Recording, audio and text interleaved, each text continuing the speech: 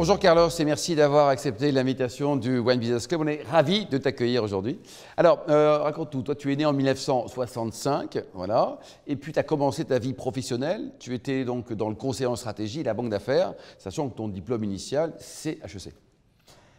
J'ai fait une carrière assez classique au début, une formation très classique, du conseiller en stratégie qui permet en fait de comprendre les secteurs économiques. Et ensuite, je me suis lancé dans ma passion et j'ai cultivé ma passion et je ne le regrette pas. Ouais, parce que c'est en 1994 que vous allez co-créer Bell & Ross. Donc, alors, on connaît Go et Millot. Il y avait un monsieur Go, un monsieur Millot. Est-ce qu'il y a un monsieur Bell et un monsieur Ross? Bien sûr, nous sommes amis d'enfance, on se connaît depuis qu'on a 14 ans. On était dans les bancs du lycée à Carnot, et effectivement avec des expériences très complémentaires, puisque donc Bruno, le Bell de Bell & Ross,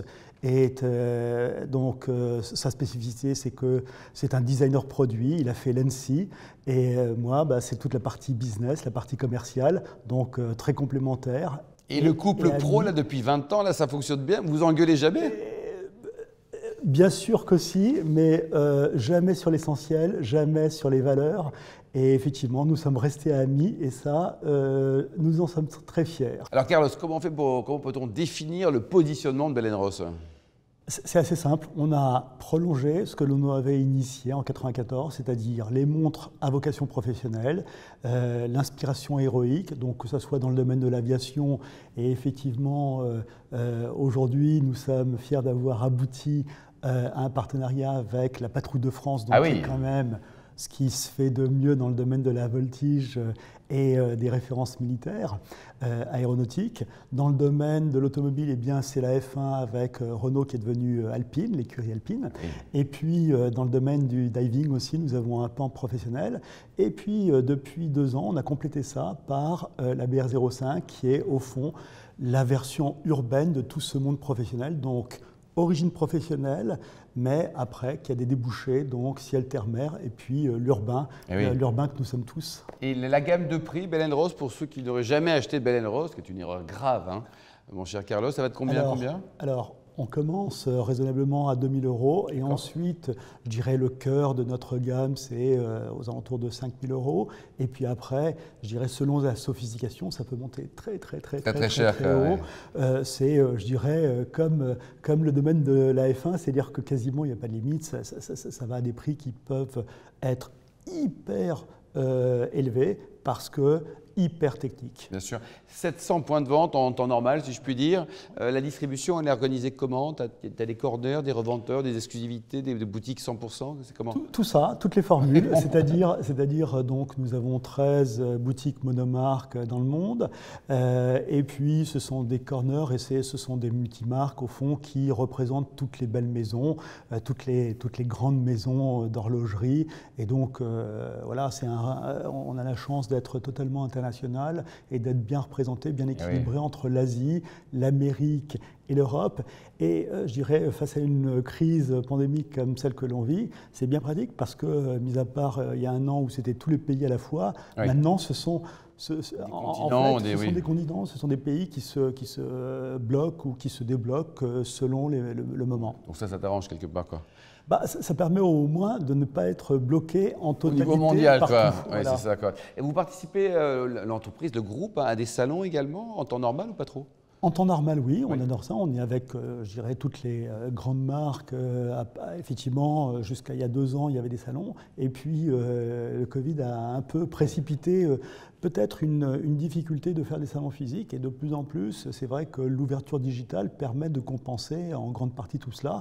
Et je dirais, nous, dans le domaine digital, on a pris les devants parce que ça fait bien longtemps qu'on a développé toute la partie digitale, tant sur le website que sur la e-boutique.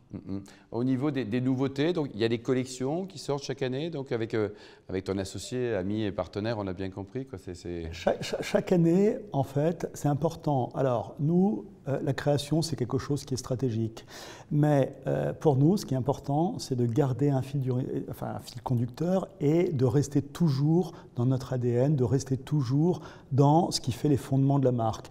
Donc après, on développe des collections dans le domaine de l'aviation, on développe des collections dans le domaine de la Formule 1 et on développe aussi dans le domaine du diving ou de la montre urbaine.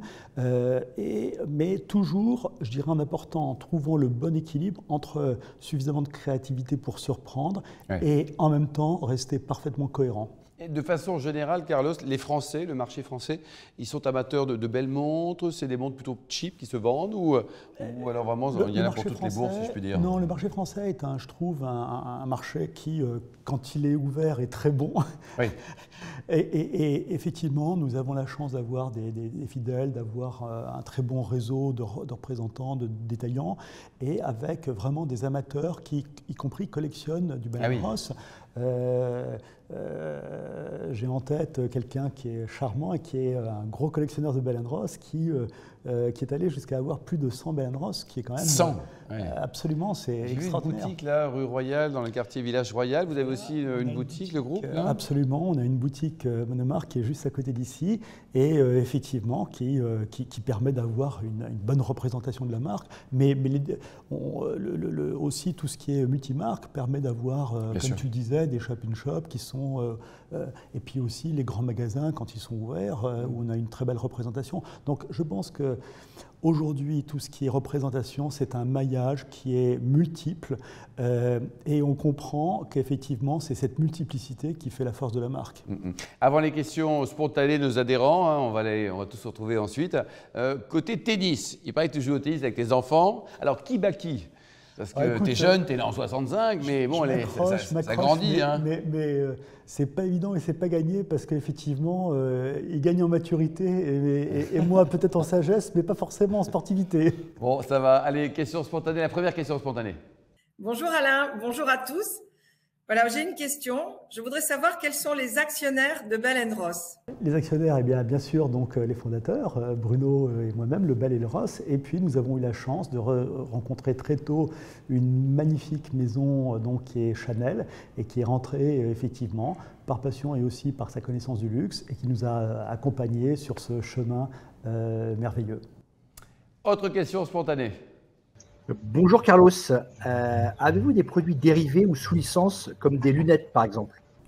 Alors nous n'avons pas développé de produits dérivés, même si, en tout cas nous ne les vendons pas, mais souvent nous accompagnons nos lancements. Par exemple, quand on fait une montre pour les amateurs de cigares, eh bien on fait, je dirais, on arrive à faire des produits qui permettent de compléter mais qui ne sont pas vendus.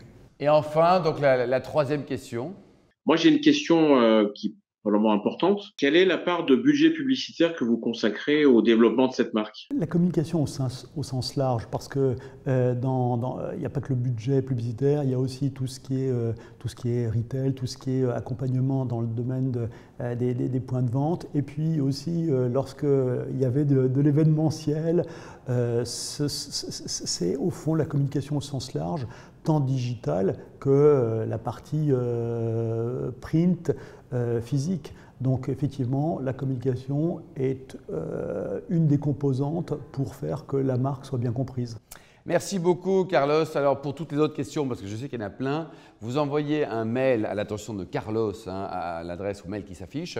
On va transmettre les mails et puis après, charge à toi de répondre ad periatim à chaque mail. Merci beaucoup, on débute le déjeuner. À bientôt, puis longue vie à Bell & Ross. Merci beaucoup.